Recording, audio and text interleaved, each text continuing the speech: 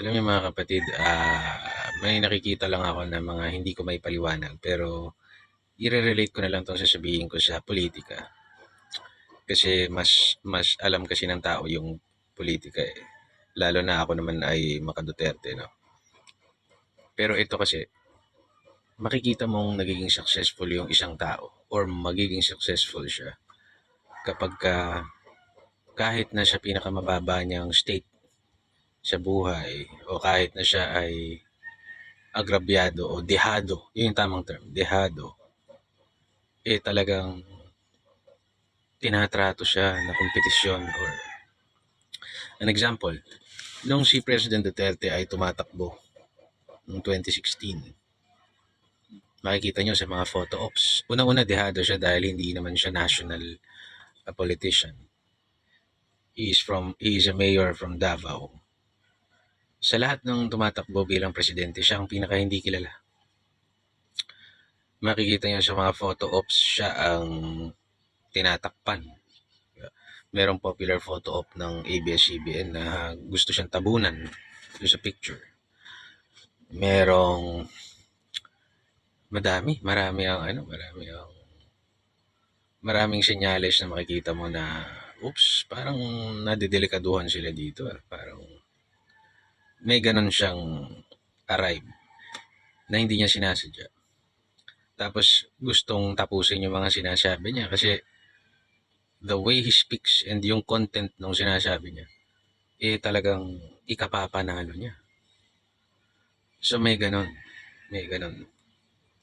Pansinin niyo sa mga debates nung time na yun, siya ang walang kilalang politiko.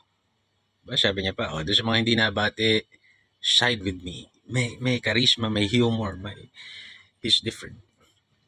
So applicable din yan sa buhay natin. Ako nakikita ko sa mga tao yung ito magtatagumpay ito. And fortunately, nagtatagumpay nga sila kasi nakikita ko tinatrato siyang threat kahit na hindi naman siya, wala siyang intention kunin yung hindi kanya. Hindi naman niya gustong kunin yung posisyon ng iba, hindi niya gustong kunin yung pag-aari ng iba, pero tinatrato siyang threat. Why? It's because there is something in him or her na mabuti. Or there is something within him or her that is meant to do greater things than kung ano yung ina-expect niya sa sarili niya.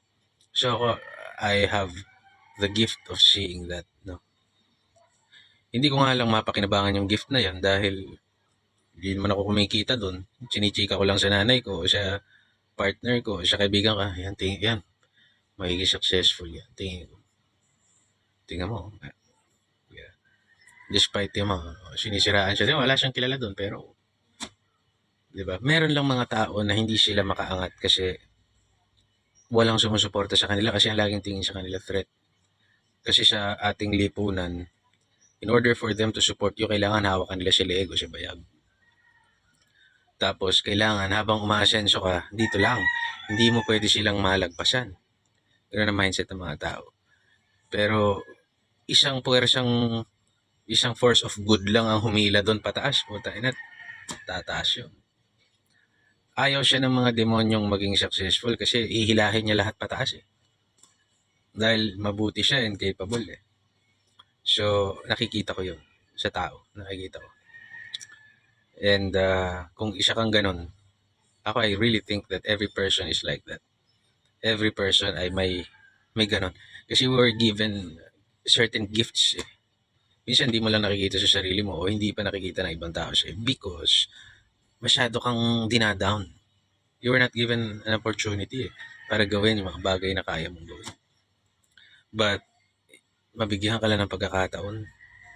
Makikita nila, putang ina nito. Diba? So, ako, ang advice ko lagi, unsolicited advice sa lahat, you just continue grinding. Diba? You just continue developing whatever gift na meron ka. And it doesn't matter if kikita ka o hindi or what, diba? You just continue giving your gift, sharing your gift sa lahat. And inevitably, hindi maiiwasan na you will be blessed. Kasi lagi namang binibless ng Diyos yung mga taong ibinibigay nila o ginagamit nila yung gift nila para sa will ng Diyos. It's very simple. If you have the gift to protect, di ba, magaling ka sa martial arts o bumaril, ginagamit mo para sa law enforcement.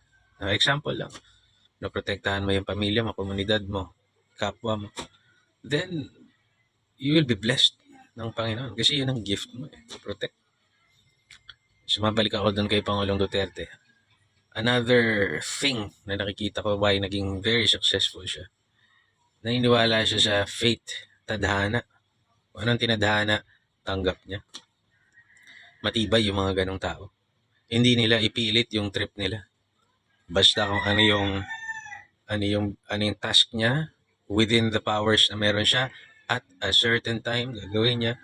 Nawala na yun, ididiin siya, fine. That's faith. He leaves it up to God. Yung mga taong ganyan, yan ang mga chosen. Yan ang mga natatandaan sa kasaysayan. Yan ang mga tunay na tagasunod ng Panginoon. God bless. Maidagdag ko lang.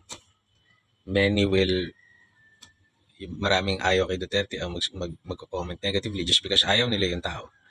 But you should remember, Jesus Christ was tormented. Madaming pumigil sa mission niya. Maraming di nakaintindi sa mission niya, sa vision niya, sa purpose niya. And even the disciples, kung matatandaan nyo, nung namatay si Jesus Christ, wala na yung leader nila Peter, si Saint Peter, bumalik siya pangingisda. Pero anong ginawa ni Jesus nung nabuhay siyang muli? Naglakad siya ng how many miles? 80 miles? 30 miles? Nakalimutan ko na. At kung paano niya hinimok si Peter na nung una na maging disipulo niya, muli niya siyang binalikan, bagamat pinagkanulo siya, ang sabi ni Jesus Christ, you're still worthy. Eto ka pa rin. Diba? Tara na. Anong ending ni Peter? Diba tinorture for spreading the good news? But he did his job. And he is deemed worthy.